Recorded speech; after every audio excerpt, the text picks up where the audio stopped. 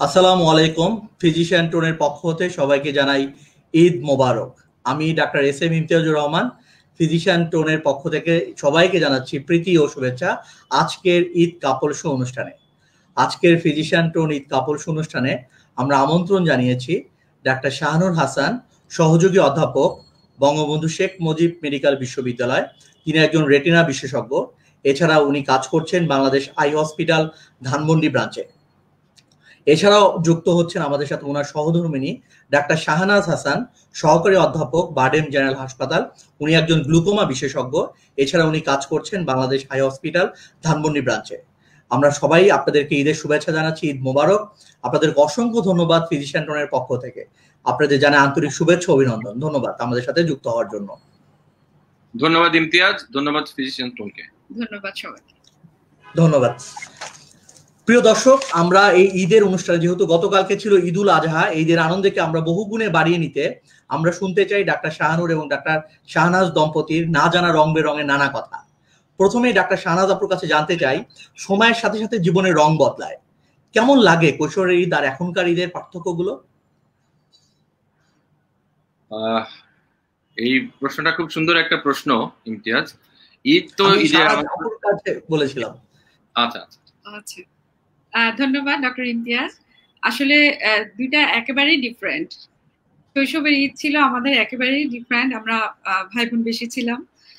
So আমার মা যখন নিজ হাতে আমাদের জন্য ড্রেসটা বানাতেন, তো সবসময় ফিল করে যে সেই ড্রেসটা যখন পরে বাসায় বাসায় যেতাম আমরা, পাড়া প্রতিবেশীদের বাসায়, তখন সবাই যখন বলতে এই ড্রেসটা কে মানে কোথা থেকে কিনেছে, তখন আমরা সব বোনরাই বলতে পছন্দ করতাম যে এটা আমার আম্মু বানিয়েছে। তো ওই যে আনন্দ বা সব বাসায় বাসায় ঘুরে সালামি পাওয়া, এটা আসলে এখন পাই না। সত্যি কথা যেটা এখন অনেকটাই এক্স্যাক্টলি, এখন অনেকটা মনে হচ্ছে সবকিছু আছে কিন্তু কোথাও কিছু একটা নাই আর কি। এটাই মনে হয় যে ছোটবেলাটা আসলেই খুব ভাই বোন বা বাবা মার সাথে যে ঈদটা, সেটা খুব মিস করি, সত্যি কথা যেটা। ওকে, অনেক ধন্যবাদ। ডাক্তার শাহানুর ভাইয়ের কাছে জানতে চাচ্ছিলাম, ছোটবেলায় স্যারের সাথে আমরা জানি আমাদের ডাক্তার প্রফেসর হাসান সৈয়দ সরওয়ার্দী, উনার সুসন্তান ডাক্তার শাহানুর স্যার, যখন আপনি আপনার বাবার সাথে নামাজ পড়তে যেতেন, ঈদের নামাজ, এখন আপনি আপনার সন্তানদের সাথে যাচ্ছেন, 3 প্রজন্ম একসাথে যখন ঈদের নামাজ পড়তে যাচ্ছেন, কেমন অনুভূতি হচ্ছে আপনাদের? না, সত্যি একটা আলাদা অনুভূতি। আমার আব্বা সবসময় ঈদের নামাজটা একটা ট্র্যাডিশনালি অন্য সবার মতোই, আমরা বাবা সবার স্বাভাবিকভাবে তার ছেলে সন্তানকে নিয়ে ঈদের নামাজ পড়তে যায়। আমি সবার বড়, আমার 2 বোন, ছোট বোন। তো স্বাভাবিকভাবে আমি আমার আব্বার সাথে যেতাম। এটা একটা ট্র্যাডিশন যে ঈদের নামাজে আমরা সবসময় আব্বা আর আমি যেতাম, এবং বাসায় এসে আম্মা যেটা করে সবাই সেমাই রান্না করে রাখতো বা মিষ্টান্ন করতাম। তো যাই হোক, বা ঈদে কোরবানি করতাম। এখন আমার 2 ছেলে, সায়ান এবং সাফওয়ান। তো এখন যেটা হয় যে আব্বাই গাইড করে আমাদেরকে একইভাবেই, সেই আব্বা যেভাবে করে আমাকে নিয়ে যেত সেভাবে করে আমি আব্বার গাইডেন্সে এখন আমার 2 ছেলে এবং সাথে আব্বা, অর্থাৎ 3 জেনারেশন আমরা একই সারিতে দাঁড়িয়ে নামাজ পড়ি, কোলাকুলি করি। তবে এটা নিশ্চয়ই জানেন যে যেহেতু কোভিড এর সময় এখন সেই সুযোগটা আমরা এই বছর ওইভাবে করে পাইনি, সেজন্য এই বছরটা একটু ভিন্ন ছিল। তারপর আমরা 3 প্রজন্ম একসাথে হয়েছি ঈদের পুনর্মিলনীর মাধ্যমে। আগের মতো হয়তো নামাজটা আমরা একসাথে পড়তে পারিনি আগের মতো করে, কিন্তু আগের স্মৃতিগুলোকে আগলে রেখেছি। না, ধন্যবাদ আপনার স্মৃতির জন্য, আপনাকে অসংখ্য ধন্যবাদ। এবার একটা মজার কোশ্চেন করতে চাই। এই যে গরুর হাট বা যে হাটগুলোতে হয়, কখনো কি হাটে গিয়ে গরু কেনার বা পশু কেনার অভিজ্ঞতা আছে আপনার? আসলে হাটে গিয়েই আমি গরু কিনি সাধারণত।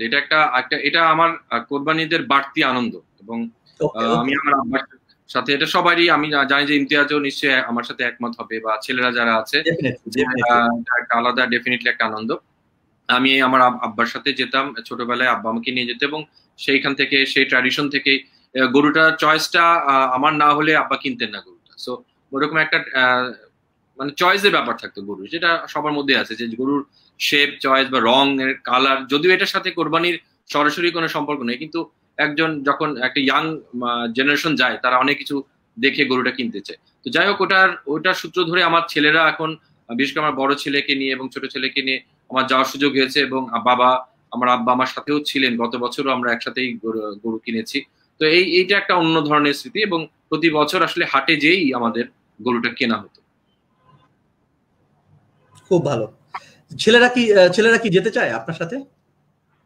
স্বাভাবিকভাবে এখনকার জেনারেশন যেটা চায় যে হাটে তো যেতে চাই, তবে আমাদের সময় যখন একটা উদ্গ্রীব হয়ে থাকতাম আমরা যে হাটে যাব, বা আমাদের সময় একটা আসলে পাড়া বা মহল্লার একটা ট্রেন্ড ছিল যে এই পাড়ায় এই গরুটা নিয়ে এসেছে, ওই গরুর দাম কত, ওই গরুর দাম কত। এখন আগের মতো না হলেও আছে, তবে ঠিক আগের মতো ক্রেজটা নাই। তবে বাচ্চারা আমাদের সাথে যায় এবং আমরা এখনকার জেনারেশনরা একটু ভয়টা বেশি পায়। আমাদের সময় ভয়টা কম ছিল, আমরা হাটের মধ্যে ঢুকে যেতাম, হয়তো কোনো চিন্তা করতাম না।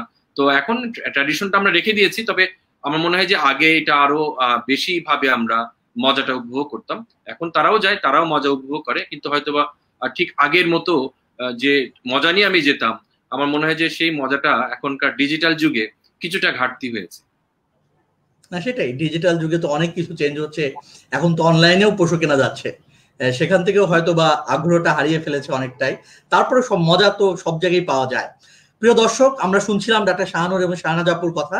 সখী ভাবনা কাহারে বলে, সখী যাতনা কাহারে বলে, তোমরা যে বলো দিবস রজনী ভালোবাসা ভালোবাসা। আমরা ভালোবাসার কথাগুলোই শুনতে চেয়েছি আজকে এই ঈদের পরের দিন। শাহনাজ আপুর কাছে জানতে চাইবো, আপনার সাথে ডাক্তার শাহানুর ভাইয়ের প্রথম পরিচয় কবে? এই মিষ্টি গল্পটা যদি আমাদের দর্শকদের সাথে যদি একটু শেয়ার করতেন ছোট করে। আসলে তো আমরা একই মেডিকেল কলেজে পড়েছি, স্যার সলিমুল্লাহ মেডিকেল কলেজ।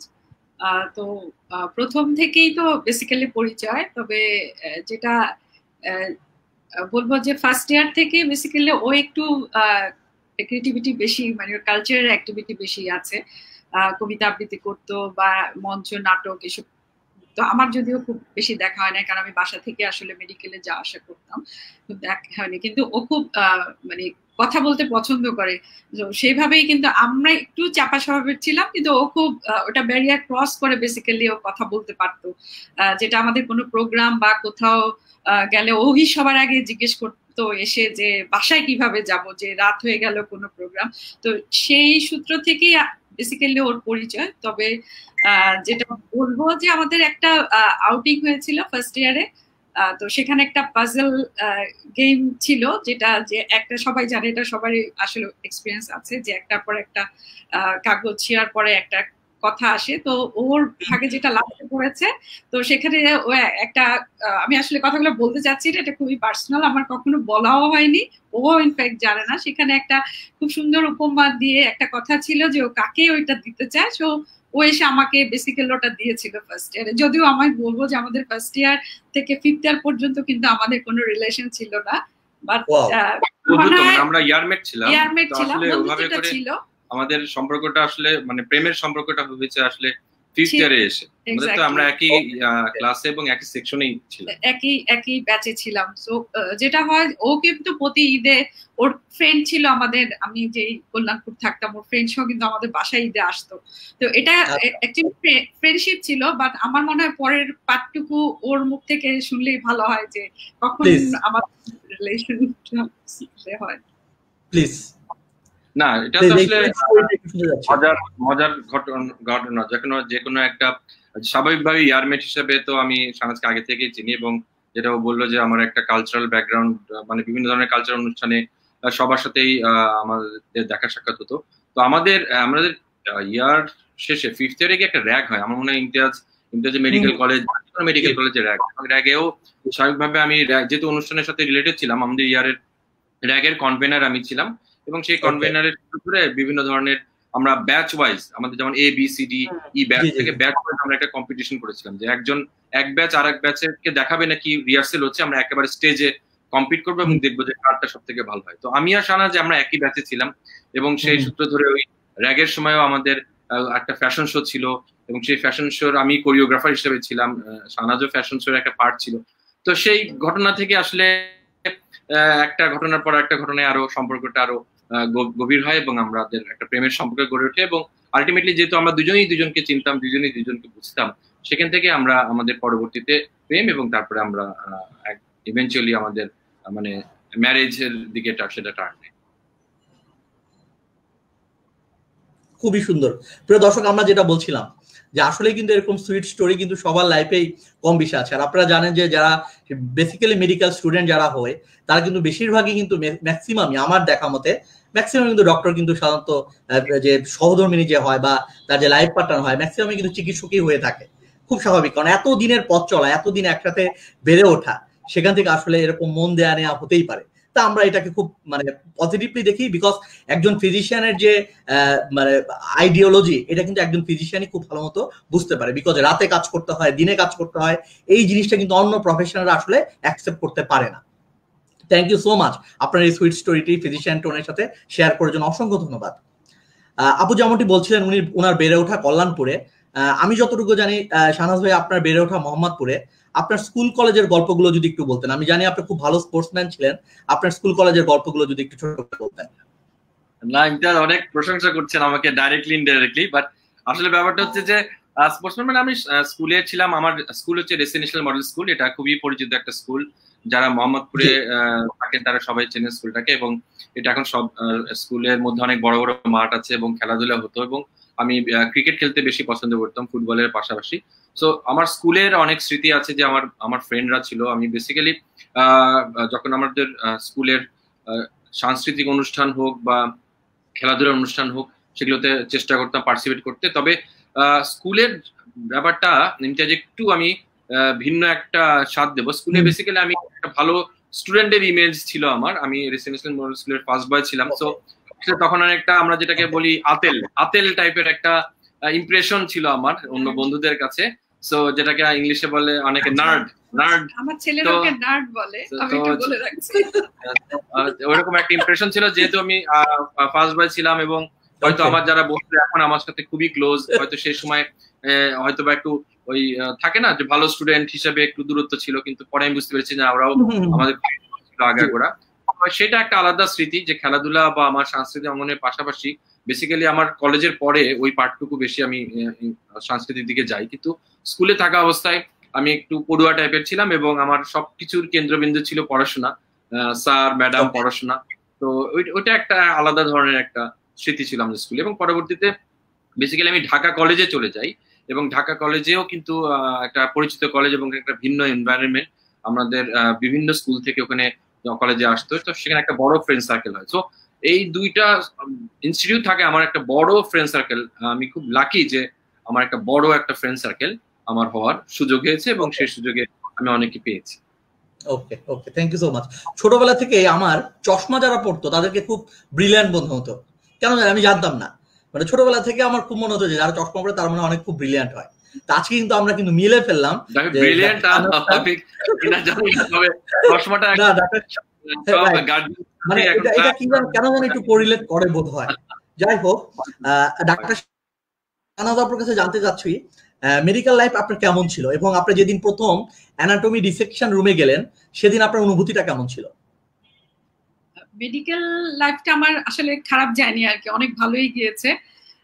তবে ডেফিনেটলি সবাই জানে যে মেডিকেলে অনেক বেশি পড়ার চাপ থাকে, সারাদিনেই পড়তে হয়। তবে আমি যেহেতু 4th ইয়ার পর্যন্ত বাসা এবং মেডিকেল, তারপরে অবশ্য আমি হোস্টেলে ছিলাম, যেটা সেকেন্ড প্রফ বলি, তার আগে গিয়ে আমি হোস্টেলে ছিলাম পরীক্ষা সেকেন্ড অ্যান্ড থার্ড প্রফ দেওয়ার জন্য আর কি, ফাইনাল প্রফ। তো মেডিকেলে যেটা হয় যে প্রথমে তো হচ্ছে নতুন একটা জায়গায়, বিশাল বড় জায়গা, আমার সলিমুল্লাহ মেডিকেল ক্যাম্পাসটা আসলে সবকিছু এখনো বুড়িগঙ্গার পাড়ে, এবং হচ্ছে সব লাল বিল্ডিং গুলা, একটা বিশাল জিনিস, সবার সাথে পরিচয়, সবাই এসে। তখন তো আরেকটা ব্যাপার ছিল, পলিটিক্যাল একটা ব্যাপারও ছিল যে এই এরা এসে পরিচিত হয়, এরা এসে পরিচিত, এরকম করে আসলে সবাইগুলো আমাদের বেশ ভালোই পার হয়েছে। তবে অ্যানাটমি যদি বলে, এখনো আমার সেই ফরমালিনের গন্ধ, আমি আসলেই ওটা খুব বেশি লাইক করি না আর কি। স্টিল আমার ওই কোথাও যেতে নিলে ফরমালিনের গন্ধ শুনলেই, মানে শুকলেই মনে হয় যে আমি অ্যানাটমি সেই ডিসেকশন হলেই আছি। স্টিল এখন যদি মনে হয় যে আমাকে ওখানে আবার যেতে হবে, আমি আর কখনোই আর কি পারবো না এই কাজটা করতে। সেই গীতাটা আমার রয়ে গেছে। ডিসেকশন রুমে যখন ডিসেকশন শেষে বাসায় ফিরতেন তখন কি ভাত খেতে পারতেন? না, নিজ হাতে না। সেটা বলেন, সেটা কিভাবে করতেন? সেটা আমি পারতাম না। আমরা অবশ্য আমি একটু তার আগ থেকে বলি, আমি আসলে ক্যাট কলেজে পড়েছি, আমার ক্লাস 7 থেকে 12 পর্যন্ত। তো বাসার কথা যদি বলে, আমি আমার বাবা মার অনেক বেশি, যেহেতু দূরে ছিলাম, আদরটা একটু বেশি পেতাম। তো ওই সময়গুলো আমার মাই আমাকে কিন্তু জাস্ট হাতে ধরে ভাত খাওয়াই দিত, এটা হতো কিন্তু। আমি ক্লাস 12 পর্যন্ত অনেকটা সময় আমি বাড়িতে থাকলে এই অ্যাডভান্টেজ নিতাম। দুটো ডিফারেন্ট সিচুয়েশন ছিল, ক্যাট কলেজে সম্পূর্ণ ইন্ডিভিজুয়াল আর বাড়িতে গেলে একটু ডিফারেন্ট। সো ওই ফেভারটা আমি পেতাম যে বাসায় ফিরে আসলে বাবা মায়ের আদর, এই জিনিসটা খুব পেতাম আর কি। আচ্ছা, মাই দেখতেন আর কি। ময়মনসিংহ ক্যাডেট কলেজের একটু তাহলে গল্পটা শুনেই ফেলি, কেমন ছিল ক্যাডেট কলেজের লাইফটা? অনেক দারুণ। প্রথমে খুবই, আমি যেদিন প্রথম বলবো যে ক্লাস 7 এ যখন ঢুকি, তার আগে আমি কল্যাণপুর গার্লস স্কুলে বলি। আমার ছোটবেলা থেকে কল্যাণপুর, যেহেতু আমি বলেছি বড় হয়েছি, আমার ওখানে অনেক আমার রিলেটিভ আছে একটা পাড়ায়। তো কল্যাণপুর গার্লস স্কুলে ছিলাম, সেখানে বেসিক্যালি ক্লাস 5 পর্যন্ত হচ্ছে বয়স ছিল, যদিও সম্পূর্ণ গার্লস না। হ্যাঁ, 5 এর পর থেকে ওরা চলে গেছে, আমরাই ছিলাম। তো ক্লাস 7 এ এসে তো আমার অ্যাডমিশন হলো। আমার ফ্যামিলিতে আবার অনেক বেশি ক্যাডেট, তো আমার আব্বা আম্মারা খুব ইচ্ছা যে আমাকে ক্যাডেট কলেজ। সেই সময়টা আসলে আমাদের সময়টাতে একটু ভালো স্কুল বা কলেজ থাকলে মেয়েদের জন্য হলি ক্রস, বিকারনেসা বা ক্যাডেট কলেজ একটা সেফ জায়গা মনে করতো বাবা মারা, প্যারেন্টসরা। এখন যদি আমাকে বলে আমার দিব কিনা, হয়তো আমি চিন্তা অনেকবার করবো দিব কি দিব না, ওরা হয়তো চাবেই না, এরকম আর কি। সো লাইক দ্যাট, আমার যখন প্রথম ক্লাস 7 এ, সেই সময় তো যখন আমি ভেবেছিলাম যে হয়তো চান্স পাবো না, যখন পেয়েই গেলাম, আমি তো যেদিন যেতে হবে তার আগে সারা রাতে আমি মানে আমার সাথে ছিলাম এবং সারা রাত জুড়ে আমি আসলে কেঁদেছি। কিন্তু যখন প্রথমে গাড়িতে, বাসে আমাদের উঠায় দেওয়া হলো যে ময়মনসিংহ যাব, সব ক্লাস 7 এর অনেকগুলা ছোট ছোট সব ছোট মেয়েরা সবাই কাঁদছে, সবাই প্যারেন্টসের কাঁধে বা বুকের মাথা রেখে কাঁদছে।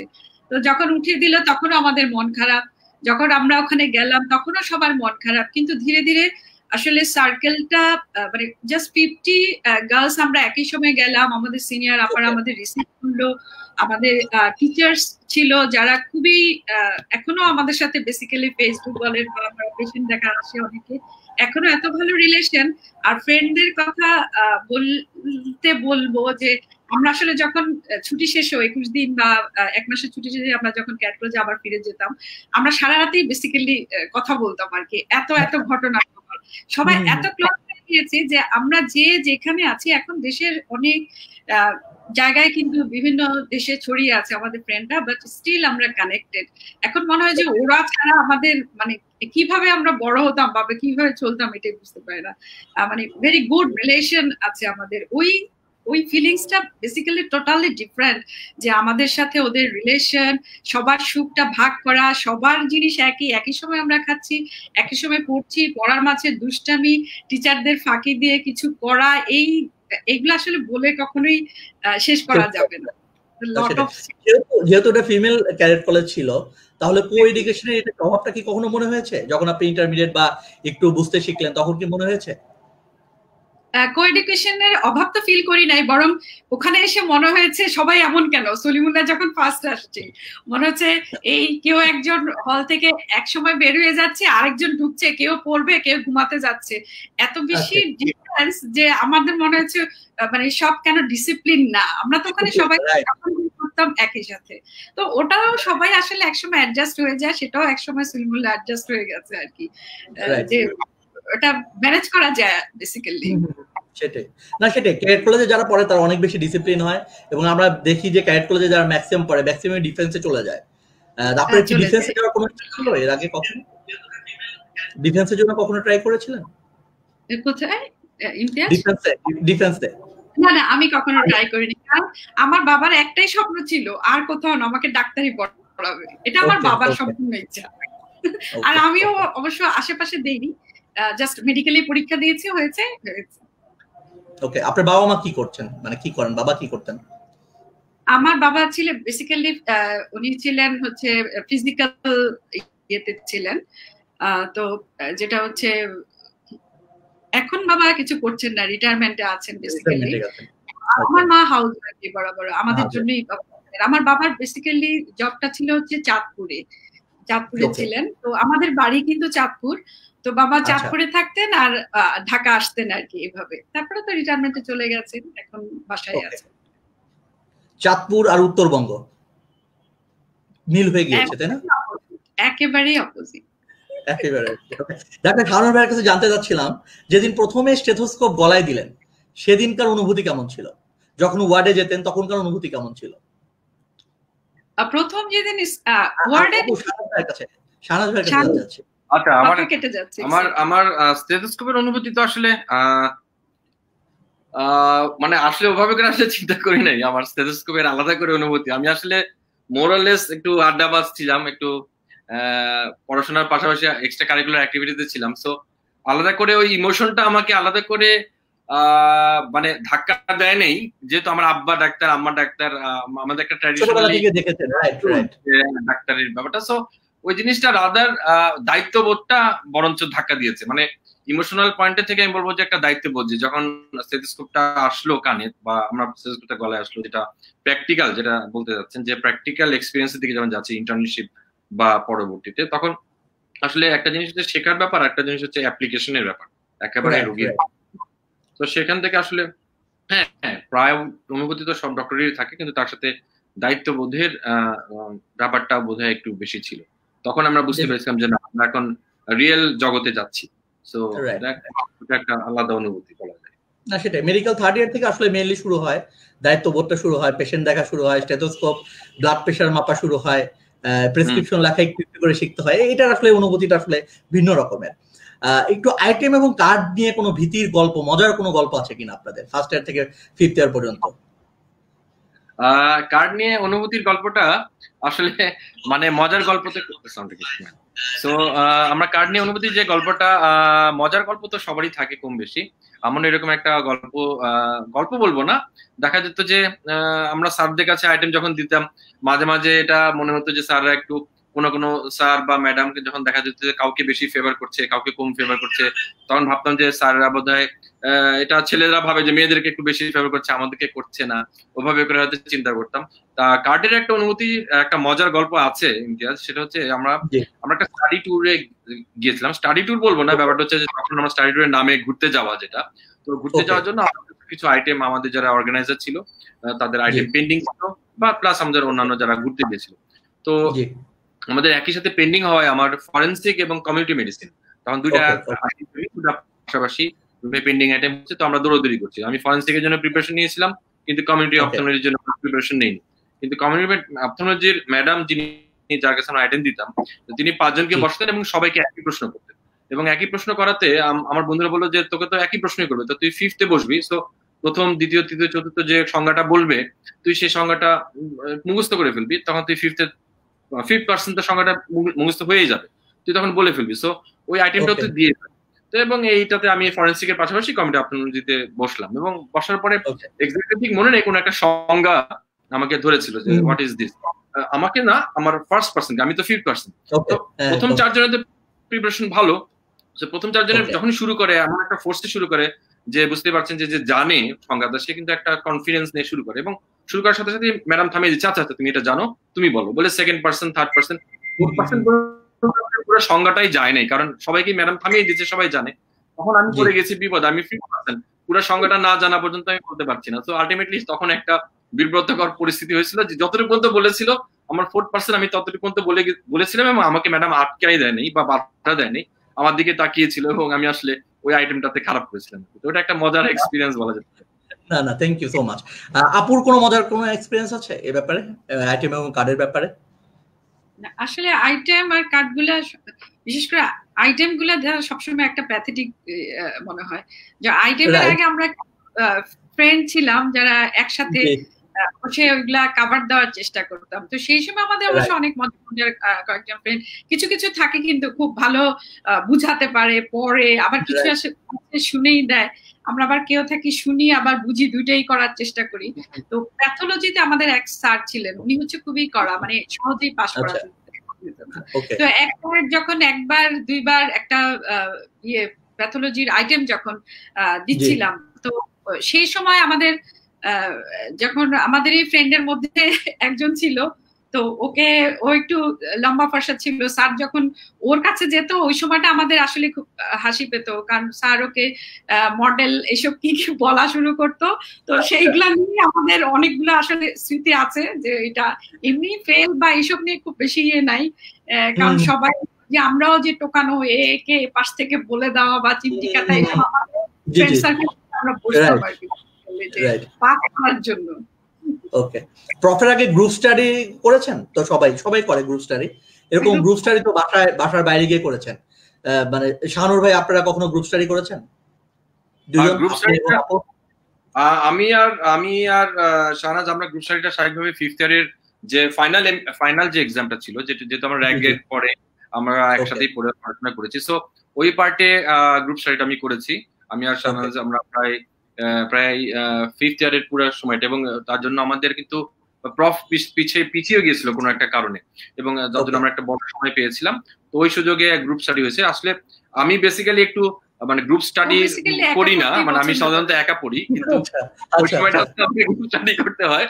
এবং গ্রুপ স্টাডি অবশ্যই ভালো। আমি সবাইকে বলবো যে যারা স্টুডেন্ট আছে, group study is the best way.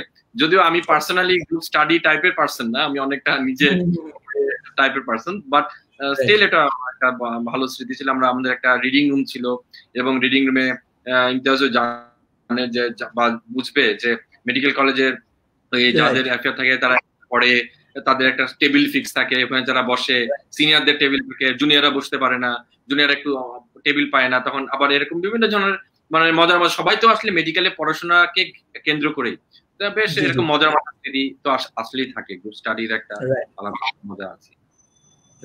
কোন সাবজেক্টে আপনার মানে বেশি ভয় লাগতো, যে এই সাবজেক্টটা যদি না থাকতো তাহলে ভালো হতো মেডিকেল? এরকম কোন সাবজেক্টের কথা মনে হয়? আমার গাইনোকোলজি এন্ড অবস্ট্রাপ, মানে আমার না থাকলে এখনো কোনো, মানে আমি ভাবি যে না করলে আমার এখনো কোনো সমস্যা হচ্ছে না আসলে। আপুর ক্ষেত্রে? আমিও গাইনি অপছন্দ করি। তাই? ওয়াও। এইজন্য হয়তো দুজনে আমরা অপথলমোলজিতে আসছি, বাট আসলে অত মানে একটু ডিসইন্টারেস্ট তো থাকবেই, তাই না? মনে হতো যে এটা দরকার। মেডিসিনটা খুব ভালো লাগতো, ডেফিনেটলি মেডিসিনটা সবারই ভালো লাগতো। সার্জারিটাও ভালো লাগতো, কারণ সার্জারি যখন আমরা প্র্যাকটিক্যালি সার্জারি ইন্টার্নশিপের সময় যখন হাত দেওয়ার সুযোগ পেতো, তখন একটা নেশার মতো ছিল যে কাটাকাটি করা, যেটাকে বলি মানে সার্জারি করা। সো ওই সেন্স ভালো ছিল। আর মেডিসিনের টিচারদের বেশি ভালো লাগতো, তারা মোর ইন্টারেক্টিভ, মোর চাল চলনটা ছিল। সার্জারিটা যেহেতু সার্জনরা একটু অন্য টাইপের হয়, একটু হিরোইক টাইপের, একটু অন্যভাবে, সো তো পার্থক্য ছিল। তো দুইটা পায় ভালো লাগতো। তবে অপথলমোলজি, আমার বাবা যেহেতু অপথলমোলজিস্ট ছিলেন, আওয়াজ অপথলমোলজি পড়বো, এবং অপথলমোলজিটা আমার আসলে এক্সাইটিং সাবজেক্ট ডে 1 থেকেই লাগতো। সো আমি বলবো যে আমি সেদিক থেকে সৌভাগ্য। ওকে, আমাদের অনেক দর্শক প্রশ্ন করছেন, আপনাদের জন্য শুভেচ্ছা জানাচ্ছেন। রিফায়া নূর লিখেছেন হাউ সুইট। সলিমুল্লাহ চৌধুরী বলেছেন নাইস প্রোগ্রাম। শারমিন আফসার বলেছেন nice programme, really enjoyable. Rajib Chakraborty বলেছেন সুন্দর স্মৃতিচারণ। রুম্পা শরীফ, শাহনাজ আপু you are looking so beautiful with our handsome Parag ভাই। আমরা বলে নিই, আমাদের শাহানুর ভাইয়ের নাম, নিকনেম হচ্ছে পরাগ, ভেরি কমন এবং ভেরি পপুলার নেম। আমার ভাইয়ের ওয়াইফ, ছোট ভাইয়ের ওয়াইফ। ওকে, শারমিন মাহবুব লিখেছেন যতদূর জানি পেডিয়াট্রিক্স মাইক্রোবায়োলজি বাদ দিয়ে অবশেষে অপথলমোলজিস্ট হয়েছেন শাহনাজ আপা। এটা কি পরাগ ভাইয়ের ইন্সপিরেশন নাকি সাবজেক্টের প্রতি ভালোবাসা? Enjoying your programme. আচ্ছা, শারমিন মানে হচ্ছে আমার, ও বেসিক্যালি ও ডক্টর, পেডিয়াট্রিশিয়ান। বেসিক্যালি ও ঠিক আমার বাসায় কল্যাণপুরে উল্টো দিকে থাকে, ওর আব্বা মা ডাক্তার। তো ও ঢাকা মেডিকেল থেকে পাশ করে, ওর সাথে একেবারেই ছোটবেলা থেকে আমরা বড় হওয়া, আমার ছোট জাস্ট 2 বছরের ছোট। তো ওর যেটা হয় যে অ্যাকচুয়ালি তাই যে আমি কিন্তু প্রথমে মাইক্রোবায়োলজিতে গিয়েছিলাম, ফ্যামিলিতে পরাগদের তো বাংলাদেশ মেডিকেল কলেজেও লেকচারার ছিলেন বোধহয়। বাংলাদেশ মেডিকেল কলেজেও মাইক্রোবায়োলজি পড়িয়েছেন। বাংলাদেশ মেডিকেল কলেজে আমি লেকচারার ছিলাম মাইক্রোবায়োলজি। জাস্ট পাস করার পর সলিমুল্লাহ থেকে দেন আমি এখানে ছিলাম। সো সেক্ষেত্রে আমার এমফিলে চান্সও হয়ে গেছিল বঙ্গবন্ধু শেখ মুজিবে, পিজি হসপিটাল যেটা। তো এমফিলের আমি 1 বছর কমপ্লিট করার পরও আমার একটা থাকতো যে আমি কখনোই ক্লিনিক্যাল সাইড করব না। এটা আমার তো বেসিক্যালি পেডিয়াট্রিশিয়ানই হওয়ার কথা ছিল, মানে আমি সবসময় পেডিয়াট্রিশিয়ান হব। তো লাস্টে ওই আমাকে, এটা সত্যি কথা, ওই ইন্সপিরেশন করেছে যে ও যখন দেখতে আমি ডিপ্রেসড হয়ে যাই মাইক্রোবায়োলজি পড়তে গিয়ে, যে ক্লিনিক্যাল সাইডে চলে যাচ্ছে, তখন ও তখন অলরেডি পার্ট 1 করা এফসিপিএস, সেকেন্ড পার্টে ও পড়ছে, তখন ও আমাকে বলে যে তুমি এবার পার্ট 1 দাও, এফসিপিএস পার্ট 1 দাও। আমার লাগটা খুবই ভালো যে আমি যেবার দিয়েছি আমার ফার্স্ট বারই হয়েছে।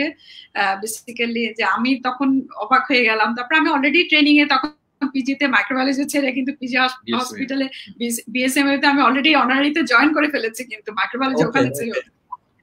সেই সময় আমরা বাংলাদেশ মেডিকেল কলেজে আর ব্যাক করা হয়নি আর কি। আচ্ছা আচ্ছা আচ্ছা। আর অপথলমোলজি সাবজেক্টে আমি একটু বলি যে আমি স্বাভাবিকভাবে আব্বা প্রাউড ফিল করেন অপথলমোলজি সাবজেক্ট নিয়ে, এবং আমিও ট্র্যাডিশনালি আসলে এই সাবজেক্টটা আমার কাছে এখনো মানে সবসময় আমার মনে হয় যে এক্সাইটিং। হয়তো আমি সবাইকে বলবো, বিশেষ করে যারা মেয়েদের জন্য it's a very good subject মানে অপথলমোলজি। আমার মনে হয় যে অপথলমোলজিতে এবং ইএনটি এই দুটোতে হয়তো ইন্টার্নির সময় প্লেসমেন্টটা কম থাকে বলে হয়তো এটাকে এক্সপ্লোর করার সুযোগ হয় না। হয়তো মেডিসিন যেভাবে এক্সপ্লোর করতে পারে একটা ইয়াং ডক্টর বা ইন্টার্নিস্ট, অপথলমোলজিতে হয় না। অপথলমোলজিতে যে বিভিন্ন ফ্যাসেট গুলো আছে, এখানে সার্জিক্যাল পার্টও আছে, মেডিকেল পার্টও আছে, লেজার পার্টও আছে, মানে বিভিন্ন ফ্যাসেট আছে, উইচ ইজ ভেরি এক্সাইটিং। আমি বলবো যে এটা একটি গুড সাবজেক্ট। আমি নিজের সাবজেক্ট বলে শুধু বলবো না, আমি বলবো যে মানে সূক্ষ্ম হাতের কাজ মেয়েদের হাতেই বেশি সূক্ষ্ম। আমার মনে হয় যে ভেরি গুড সাবজেক্ট ফর যারা ফিমেল ডক্টর আছে তাদের জন্য। ওকে, থ্যাংক ইউ।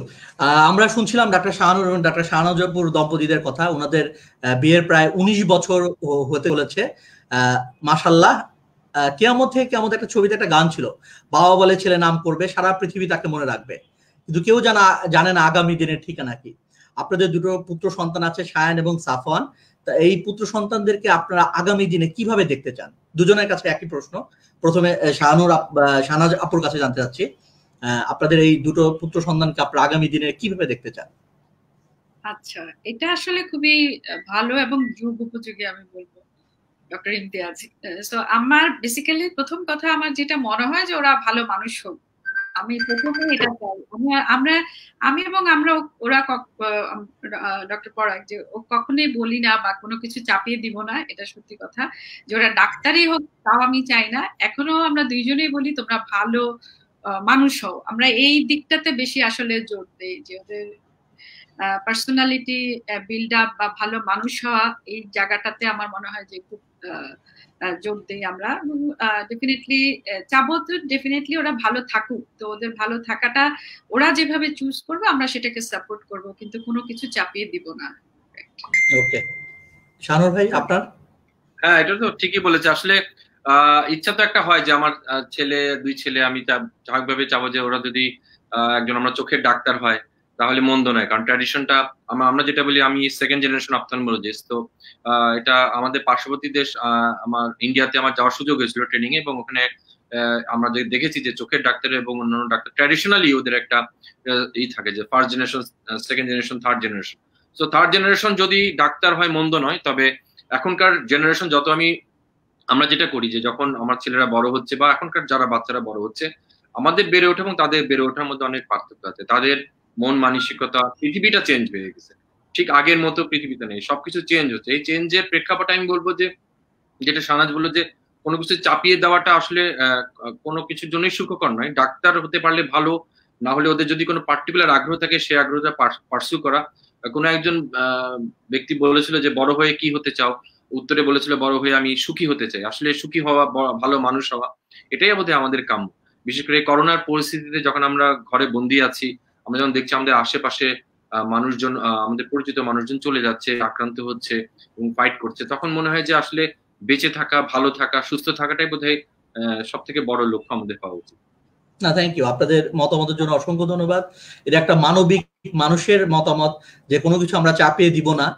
আমাদের সন্তানরা যেভাবে বড় হতে চায় এটা হতে চায়, একজন ভালো মানুষ হতে পারলেই আমরা খুশি আর কি। তারপরও আমরা চাই যে আমার সন্তানরা ভালো পেশায় থাকুক, যে পেশায় বাবা মা থাকে সাধারণত চায় যে একটা সন্তান হলেও যেন ডাক্তার হয় আর কি, এরকম চাওয়া থাকতেই পারে। আপনাদেরকে ধন্যবাদ সুন্দর মতামত ব্যক্ত করার জন্য। এটা আমাদের অবশ্যই শিক্ষণীয় একটা ব্যাপার। দর্শকরা আপনারা শুনছিলেন ডাক্তার শাহনুর হাসান এবং ডাক্তার শাহনাজ হাসানের দম্পতিদের কথা। আমরা এবার চলে যাব একটু পেশাগত ব্যাপার নিয়ে একটু কথা বলতে যাচ্ছিলাম।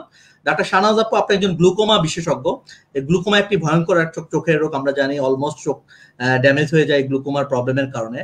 আপনারা রোগীদের একটু উদ্দেশ্যে যদি বলতেন যে আসলে গ্লুকোমাকে যদি আমি কন্ট্রোলে রাখতে চাই তাহলে আসলে অ্যাডভাইসটা কি হবে অ্যাজ এ স্পেশালিস্ট? হ্যাঁ, ডক্টর ইমতিয়াজ, এটা ভালো কথা। গ্লুকোমা আসলে ভয়ঙ্কর যে বলা যাবে না। বেসিক্যালি ভয়ঙ্কর আসলে কোনো কিছুই না, যেটা হচ্ছে আমাদের সতর্কতা বা সচেতনতা এই জিনিসটার উপর ডিপেন্ড করে। হ্যাঁ, তো যেটা যে জানে যে চোখের প্রেসারের জন্য নার্ভটা ড্যামেজ হয়ে যায়, যেহেতু এই নার্ভ ড্যামেজটা রিভার্সিবল না, এটা ব্যাক করানো যায় না। এই দৃষ্টিশক্তিটা চলে গেলে যেহেতু ব্যাক করানো যায় না, এটাই হচ্ছে একটু চিন্তার বিষয়। সো কিভাবে আমরা প্রিভেন্ট করতে পারি? সো যেটার জন্য হচ্ছে যে স্ক্রিনিং। পেশেন্টটা যদি আমাদের কাছে আসে এবং পেশেন্টটা যদি জানে যে একটা ডিজিজ যে ধীরে ধীরে চোখে অন্ধ হয়ে যাবে, পেশেন্টটা ফিরানো ব্যাক করা যাবে না, যেমন ছানি করে ফেললো, লেন্স লাগলো, পরের দিনই ভালো দেখছে। গ্লুকোমা এরকম না যে গ্লুকোমা তার দৃষ্টিটা আনা যায় না। সো পেশেন্ট যদি সচেতন থাকে বা সতর্ক থাকে এবং তারা যদি রেগুলার আমাদের কাছে আসে, এবং আমরা এই যে টিভিতে যে প্রোগ্রামগুলো হচ্ছে বা টকশো গুলো হচ্ছে, এখন আমাদের অনেকে টিভি, তারপরে রেডিও, ডিফারেন্ট মিডিয়া, ফেসবুক এবং অনেক কিছুতে আছে, অনেকগুলা টকশোই এখন চারিদিকে হচ্ছে, আমরা অ্যাটেন্ড করছি, সবাই করছে। এইগুলো বেসিক্যালি এই জনসাধারণের মধ্যে সতর্কতা যাতে হয়, পেশেন্ট যাতে সচেতন হয় সেজন্যই। তো আমাদের কাছে যদি আর্লি আসে, আমরা আর্লি ডায়াগনোসিস করতে পারি, আর্লি ট্রিটমেন্ট দিলে ডেফিনেটলি পেশেন্ট ভালো থাকবে। সেটা আসলে ভয়ের কিছু নাই। আপনারা রেগুলার 40 ইয়ার্স এর পর থেকে একটু রিস্ক বেশি থাকে, সো একটু আর্লি আসলে আমরা চশমার সাথে যদি চোখের প্রেসার এবং নার্ভটা কেমন আছে দেখে যাই, তাহলে যদি ভালো থাকে পেশেন্ট 1 বছর পর আবার আসবেন ফলোআপে। আর যদি না থাকে, ভালো না থাকে, ডিজিজ ধরা পড়ে, আমরা ওষুধ দিলে পেশেন্ট ভালো থাকবে। আর যে অ্যাডভান্স স্টেজে আসে তার জন্য একটু চিন্তার বিষয়, যেহেতু আগেই ড্যামেজটা হয়েছে, তো তার ক্ষেত্রে আমরা ওষুধ দিয়ে বা লেজার বা সার্জারি করে ভালো রাখার চেষ্টা করব। তো এটা বলবো যে জনগণের মধ্যে সচেতন হতে হবে সবাইকে, এবং আমরাও যাতে শুধু জনগণ না, আমরা ডক্টররাও যাতে সচেতন হই যে তার এই ডিজিজটা আছে কিনা, তাকে আমি রোগ মুক্ত করতে পারবো কিনা, বা ফার্দার তাকে আমি আর খারাপের দিকে যেতে দিব না। যদি আমাদের টার্গেট থেকে দেন পেশেন্ট ভালো থাকবে। ওকে দর্শক, আমরা শুনছিলাম ডাক্তার শাহনাজ আপুর কথা যে উনি একজন গ্লুকোমা বিশেষজ্ঞ। আপনাদের যদি কারো এরকম ধরনের প্রবলেম আপনারা হয়, উনি বাংলাদেশ আই হসপিটালে কর্মরত আছেন, এছাড়া উনি বাংলাদেশ জেনারেল হসপিটালেও কর্মরত আছেন। আপনাদের যদি ওনার পরামর্শের দরকার হয় আপনারা ওনাকে দেখাতে পারেন। আপু, আরেকটি কোশ্চেন করতে যাচ্ছি আপনাকে, যে এই রোগীরা যখন দৃষ্টিশক্তি ফিরে পায়, আমরা জানি গ্লুকোমা যখন আপনি ট্রিটমেন্ট করেন বা আপনার পরামর্শে পেশেন্টরা ভালো হয়, বিশেষ করে এখানে তো অনেক বয়স্ক পেশেন্টরা থাকে, যখন আপনাকে ধন্যবাদ দেয় তখন আপনার অনুভূতিটা কেমন হয়? এটা কিন্তু খুবই মানে এটা আসলে ডিফারেন্ট, যে অনেক বিশেষ করে এটা ভালো বলছে ডক্টর ইমতিয়াজ, যে বয়স্ক রোগীরা থাকেন আসলে যে 50 বা 60 বা তার বেশি পেশেন্টরা যে এসে যখন দোয়া করে যায়, মানে আমার যেমন বারডেমে যেমন আমাদের ডক্টর ইব্রাহিম স্যার, যদিও আমরা পাইনি, কিন্তু ওনার একটা লেখা আছে যে আমাকে সেবা করে সুযোগ দেওয়ার জন্য, সেবা করা এই জন্য আপনার কাছে কৃতজ্ঞ। আমার ঠিক তাই মনে হয় যে পেশেন্ট যখন ধন্যবাদ দেয়, আমি কিন্তু উল্টা ওনাকেই বলি যে আপনার যে চিকিৎসাটা আমি করতে পেরেছি, বা ওনাদের জন্যই কিন্তু আজকে আমরা ডাক্তার, এটা কিন্তু সত্যি। উনি যদি আমাকে অপারেশনটা করতে না দিতেন, উনি যদি আমার চোখটা না দেখতে দিতেন, তাহলে তো আমি আজকের ডাক্তার আমরা যারা তারা হতাম না। বেসিক্যালি এটা একটা বড় সুযোগ। আমি বলবো যে পেশেন্ট যখন এখানে এসে বলে, যে অনেক পেশেন্ট কেঁদেও ফেলে, অনেক অনেক প্রশংসা করে যায়, তখন আমার প্রথমে আমার সত্যি বাবার কথা মনে হয়, যে আমার বাবা চেয়েছিলেন যে আমি পেশেন্টের জন্য কাজ করি, মানুষের জন্য কাজ করি। বাবার ইচ্ছা এটা ছোটবেলা থেকে, আমাকে আর কিছুই করতে দিবে না, এমন মনে হয়েছে। আমি অনেক কিছু শিখতে চেয়েছি, আমাকে শুধু বলতো তোমাকে আর কিছু করতে হবে না, তুমি পড়াশোনাই করো। তো আমার তখন মনে হয় যে এই সব প্রাপ্যটাই হচ্ছে আমার বাবার। তো বাবার বয়সী কোনো পেশেন্ট এসে বা মার বয়সী পেশেন্ট এসে যখন মাথায় হাত তুলিয়ে যায়, অনেক প্রশংসা করে, অনেক কিছু নিয়েও আসে, সেই সময় মনে হয় যে আজকের সমস্ত পাওয়ারটাই কিন্তু হচ্ছে সেই ছোটবেলা আমার বাবা ডাক্তার করতে চেয়েছে বা পেশেন্টদের জন্য। তো আমি সবসময় পেশেন্টদেরকে বলবো যে আপনারা গ্লুকোমা স্পেশালিস্ট বা অন্য যে কোনো হোক, ডক্টর হিসেবে আমরা বলবো আপনারা নিজেরা সচেতন, আপনাদের যে কোনো সমস্যা আপনার ডাক্তারের পরামর্শ নিন। ডেফিনেটলি। প্রিয় দর্শক, আপনি যেমনটি বলছিলেন ডাক্তার শাহনাজ হাসান, যে আপনাদের কোনো ধরনের যদি কোনো ডিজিজ হয়, যে কোনো সময় ডক্টরের পরামর্শ নেবেন। ডক্টররা কিন্তু আসলে আপনাদের সেবার জন্যই ডাক্তারি পড়ে, কারণ ডাক্তার কখনোই হতো না যদি আমরা রোগীদেরকে না সেবা করতে পারতাম। আর এটাই কিন্তু মহান ধর্ম। আমি চলে যাচ্ছি ডাক্তার শাহনুর হাসানের কাছে। উনি একজন রেটিনা বিশেষজ্ঞ, প্রায় 10 বছরের অধিক সময় ধরে উনি কাজ করছেন, বা বঙ্গবন্ধু শেখ মুজিব মেডিকেল বিশ্ববিদ্যালয়ে উনি রেটিনা স্পেশালিস্ট হিসেবে কাজ করছেন। এছাড়া উনি বাংলাদেশ আই হসপিটালেও কাজ করছেন। আমি জানতে চাইবো যে আপনি ক্লিনিক্যাল সাইডে আপনার প্রচন্ড আগ্রহ, বিশেষ করে সায়েন্টিফিক পেপার প্রেজেন্টেশন এগুলোর প্রতি আপনার প্রচন্ড আগ্রহ আমি লক্ষ্য করেছি পার্সোনালি। তো এই আগ্রহটা আসলে আপনি কোত্থেকে পেয়েছিলেন?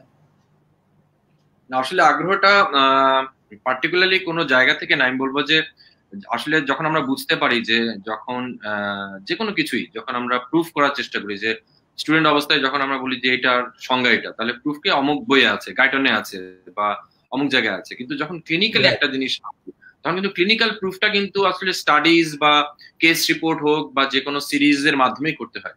তখন আমি বুঝতে পারতাম যে না, তখন শুধু বললে হবে না। আমি একটা সেমিনারে যদি শুধু দাঁড়িয়ে বলি যে আমার মনে হয় এটা হয়েছে বা আমার দেখা এটা, তাহলে কিন্তু এটা প্রুভ হয় না। সেইখান থেকে আমার মনে হয় যে আমার মনে স্টাডিজ এর গুরুত্বটা সেখানেই বেশি, স্ট্যাটিস্টিক্সের গুরুত্বটা বেশি, ক্লিনিক্যাল ট্রায়ালের গুরুত্বটা বেশি। তো আমি বলবো যে ওই ক্লিনিক্যাল সাকসেসের একটা দাবি যদি করতে হয় কাউকে কোনো পেশেন্টের চিকিৎসার ব্যাপারে, এমনকি এখন যে করোনা হচ্ছে, করোনাও কিন্তু যে কোনো চিকিৎসা যদি কেউ দাবি করে যে না এই ওষুধে ভালো হবে, তাকে কিন্তু সেটা স্টাডির মাধ্যমে প্রুফ করেই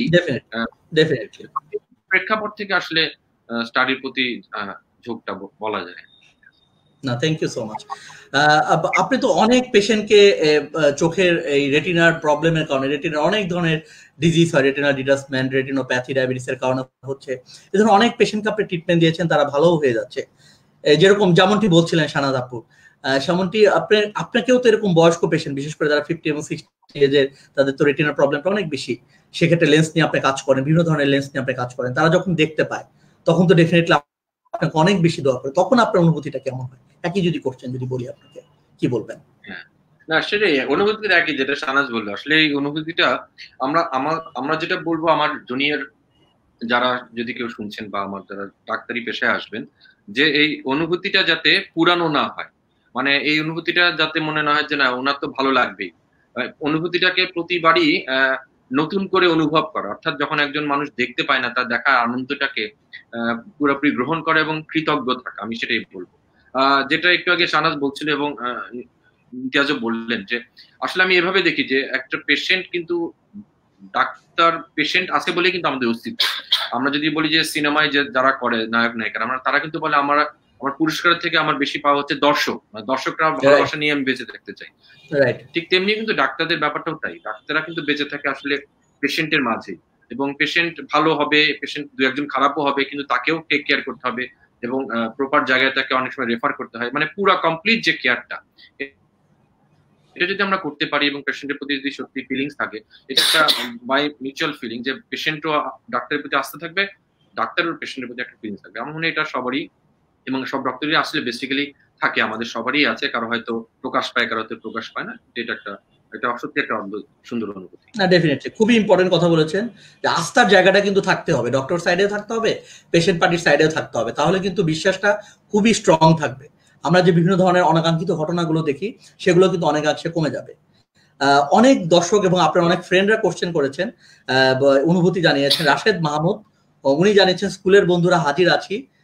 মনির আহমেদ বলেছেন nice to see you both you আপু এন্ড ভাইয়া। রাশেদ মাহমুদ লিখেছেন ডাক্তার শাহানুর পরাগের উদাহরণ স্কুলের টিচারদের কাছে শুনতে শুনতে আমাদের জীবন ঝাঁঝাপালা হয়ে গিয়েছে। তুই এত ভালো ছাত্র ছিলি কেন? আমি একটু বলি, তুই এত ভালো ছাত্র ছিলি কেন দোস্ত? রেসিডেন্সিয়াল মডেল কলেজ স্কুলের আমাদের ফ্রেন্ড এবং খুবই ক্লোজ, এবং সে নিজেও বিভিন্ন সোশ্যাল অ্যাক্টিভিটির সাথেও জড়িত, এবং সে একজন শিক্ষক ঢাকা ইউনিভার্সিটিতে আছে। তো রাশিদ, ধন্যবাদ যে এভাবে আমাকে প্রশংসা করার জন্য। এবং এটা ঠিক যে আসলে স্কুলের বন্ধুরা আছে বলেই তো আমরা আছি, এবং তারা সবাই শুনছে। সবাইকে, বিশেষ করে রেসিডেন্সিয়াল মডেল স্কুলের সব বন্ধুদেরকে আমার শুভেচ্ছা জানাচ্ছি। Thank you.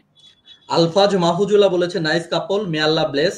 সৈয়দ তানভীর রহমান বলেছেন রাশেদ মাহমুদ শুধু মেধাবী ছাত্রই নয়, সে একজন ভালো মানুষও ছিল।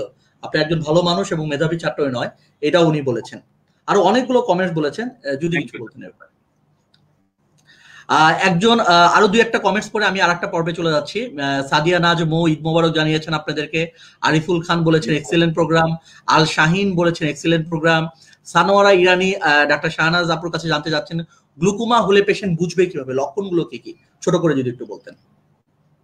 ধন্যবাদ। পেশেন্টের উদ্দেশ্যে বলছি, আসলে গ্লোকোমা হলে বেসিক্যালি বোঝার উপায় নাই, সেজন্যই যেটাকে আমরা নীরব ঘাতক বলি।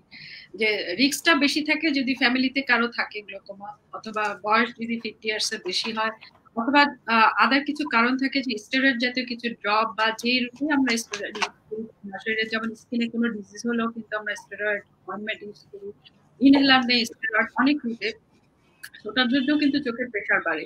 যেহেতু প্রেশারটা বাড়লে কোনো সিমটম থাকে না, দুই একটা গ্লোকোমা ছাড়া, যে অ্যাঙ্গেল প্রেজার গ্লোকোমা, যেটাতে মাথা ব্যথা থাকে, তারপরে হচ্ছে চোখ লাল হয়, মাঝে মাঝে পেশেন্ট ঘোলা দেখতে থাকে, ধীরে ধীরে দৃষ্টিশক্তি কমে আসে।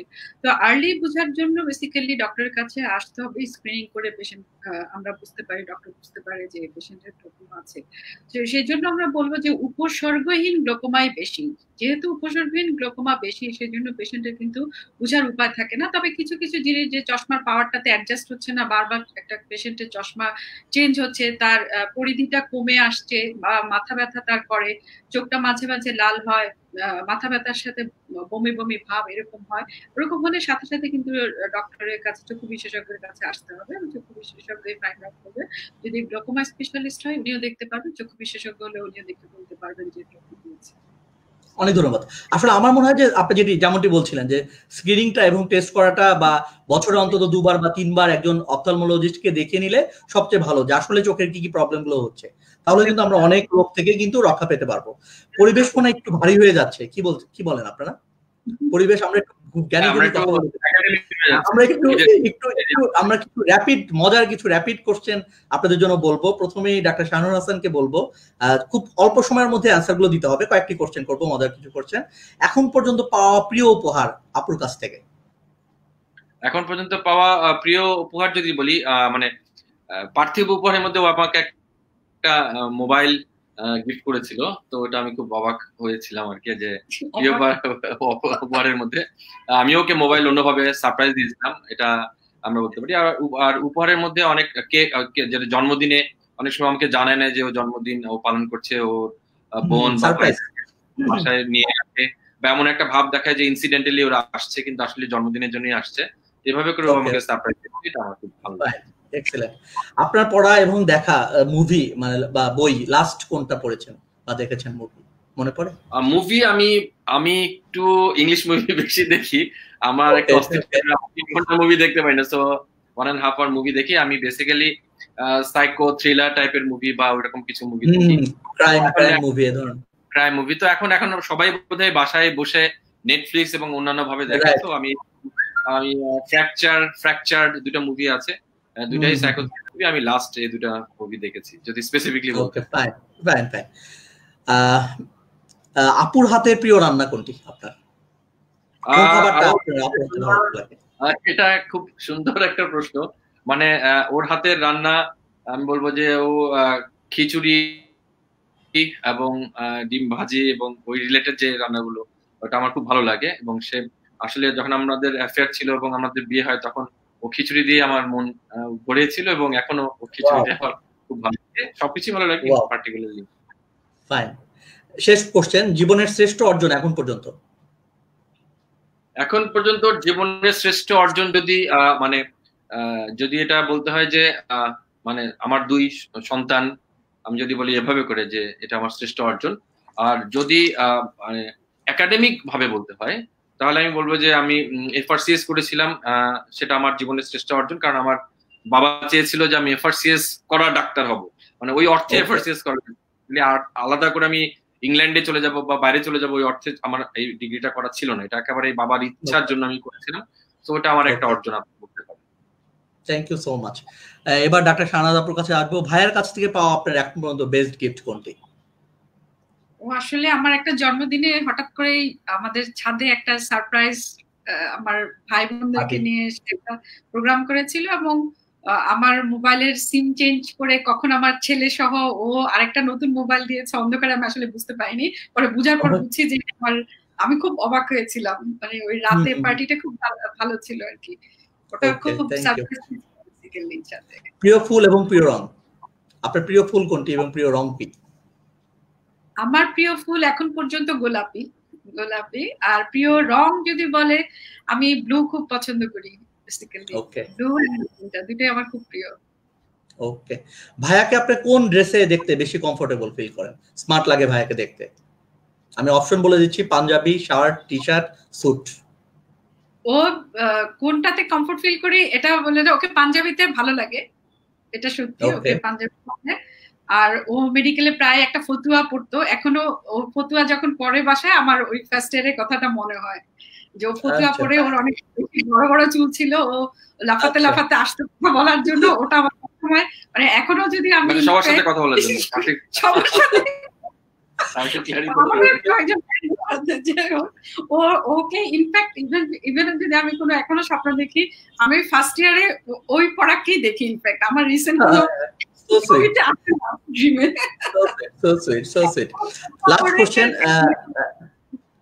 লাস্ট কোশ্চেন, সন্তানদের কোন মানবিক গুণাবলীর উপর আপনি বেশি গুরুত্ব দেন?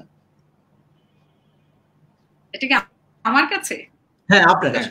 ডক্টর সন্তানের ওই যে আমি যেটা বললাম, মানবিক দিকটার প্রতি আমি দেখি। আমি সবসময় দেখি যে ওরা বাসায় আসলে আরেকজনের প্রতি কি বিহেভটা করে, বা ওর কাজিনদের সাথে, যেমন আজকেও আমরা কিন্তু আমার শ্বশুর বাড়িতে গিয়েছি, যদিও এই করোনার সময় আমরা অনেকদিন পরে গেলাম, সব কাজিনদের সাথে খেলা, ওই দিকটাই আমি পার্টিকুলার দেখি। ওর যে ডেভেলপমেন্টটা কেমন, আরেকজন আসলে কি করে, ওই জিনিসটাই আমি দেখি যে আরেকজনের সাথে মেশাটা, আরেকজনের ইন্টারাকশনটা কেমন, আরেকজনের প্রতি কনসিডারেট কিনা, এই জিনিসটার প্রতি আমি আসলে সবসময় ছোটবেলা থেকে আমি নিজেও দেখতাম পাশের জন বেনিফিট হচ্ছে কিনা বা তার সুযোগটা দেখতাম। তো ওই আমরা সবসময় চাই, দুইজনেই চাই যে মানবিক দিকটা, ওই গুণাবলীটা যাতে ওদের ডেভেলপ করে। জি, thank you so much.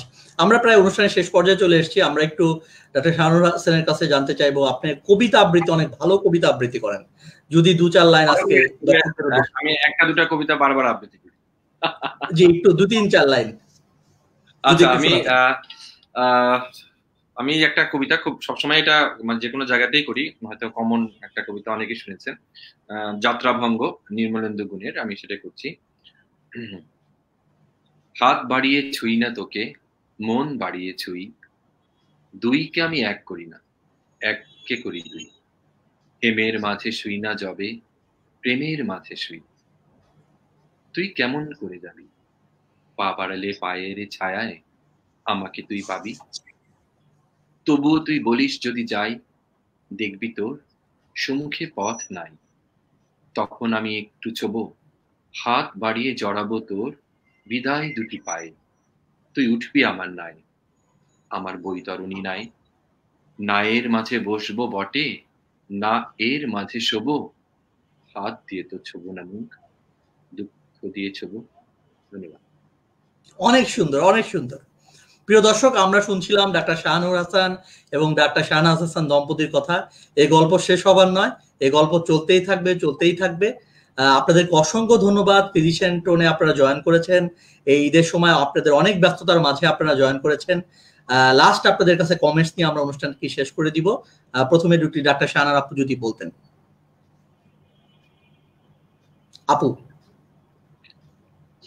Doctor Imtiaz, তোমার কোশ্চেনটা শোনা যায়নি, লাইন কেটে গিয়েছিল। লাস্ট কমেন্টস যদি বলতেন, আমরা অনুষ্ঠানের একদম শেষ পর্যায়ে চলে এসেছি।